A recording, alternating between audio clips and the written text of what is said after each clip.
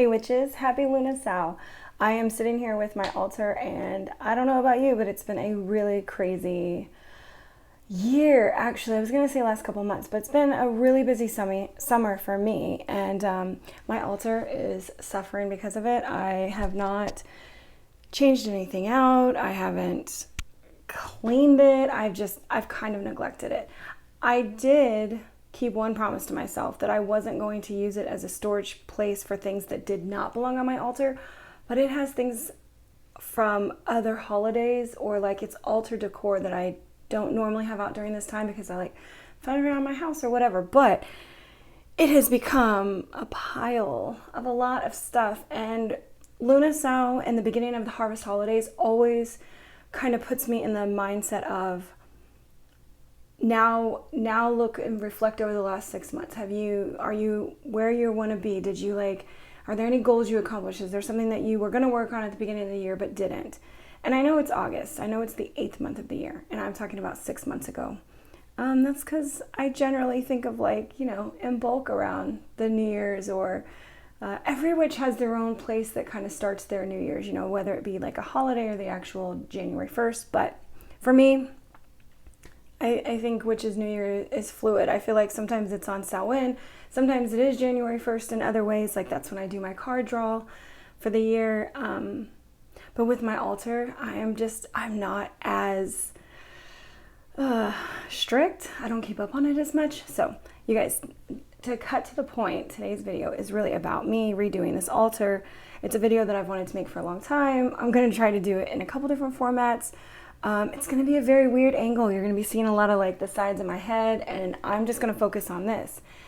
And my plan is that I'm going to be cleaning and doing all this stuff, and you're going to see it sort of in fast forward mode, because this is probably going to take like 20 or 30 minutes with no commentary. And then I'll speed it up and it will have a voiceover, which will be my first time doing that. So wish me luck. I'm going to start this amazing transformation for you.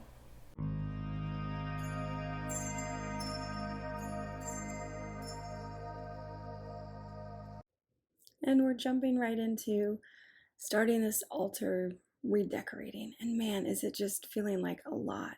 Of course, that was the Lughnasadh book that I showed you guys.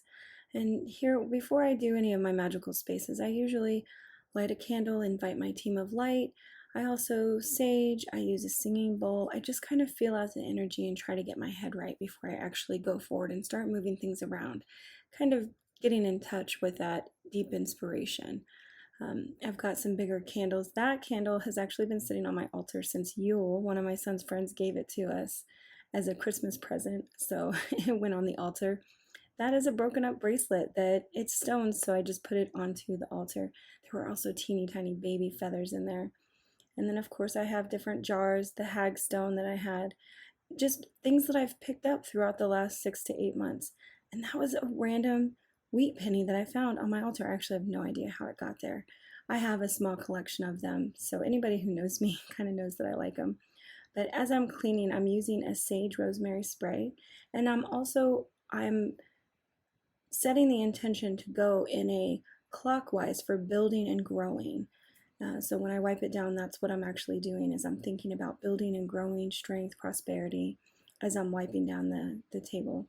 And of course, anytime you're working with natural items, they tend to flake and get everywhere, creating more little specks that you have to blow off or wipe off afterwards.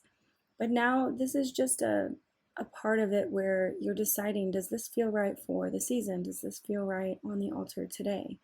And I've set out my stones. That little tray is a very small crystal grid, and I do not have a way that I do crystal grids. It's totally by feeling and intuition. I just say, I like the way this looks here, and it's going there. I have this little tray that I made at a pottery class, and I just love it. It actually reminds me of Persephone, one of my favorite deities. So on that, I put lots of little stones that represent like self-love and prosperity and strength. And as I'm cleaning off the old things that were on my altar that I'm really not putting back on there, I add in new things that go. This small jar in the center was a spell jar that I've got going right now. And then this is a little resin piece that I made. It is not great at all, but I really like the colors. So, and it's handmade, so I love to add anything that I've personally made myself to my altar, I think that that's just more special. It just gives it more of the intent. And of course, these little butterflies, they came in an awesome package full of colors, and I love using them wherever I can to add color. And so I do have some decor that's the corn dollies, and this is my husband saying bye to me as he leaves. But using these corn dollies and just the colors of beginning of fall, I mean, again, it's about the colors. I just love it, what represents it. And as I'm kind of sitting here looking at everything, I'm like, oh, does this fit? Does that, okay, what am I missing something? What else do I want? And then I realized that there's one more little thing that I could add to the altar to make it feel complete. And this is a moon hanging that I made. It's just the moon phases. One side's gold and the other side is painted like the moon. And lastly, I'm flipping through the book to just see if I missed any correspondences that might work for me that I want to add to it. And here's a before picture of the altar looking down on it. And of course, this is the after, looking so much cleaner and neater. And this is just a different angle of all that clutter and just stuff, and now looking very complete and organized. Okay, here is the finished altar.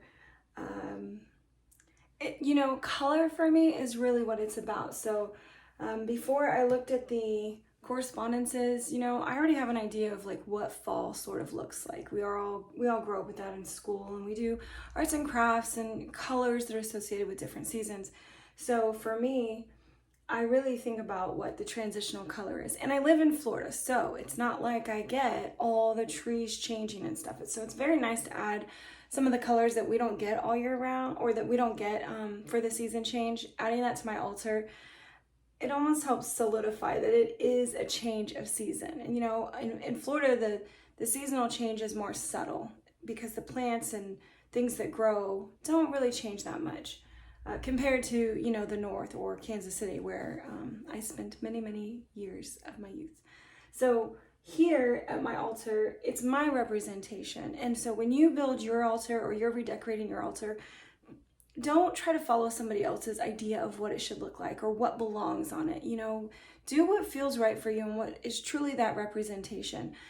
The words that I associate with Lughnasadh are, gratitude and harvesting your hard work. Like, what have you put in throughout the year that now you're trying to get back or reflect on? It's also about prosperity, and it's still about growth. There's still growth here because it's our last push of crops. So our thoughts, our habits, our behaviors, to get us through to the end of the year, where then we really slow down after Samhain and into Yule. So my altar reflects that for me. Hope you guys enjoyed it.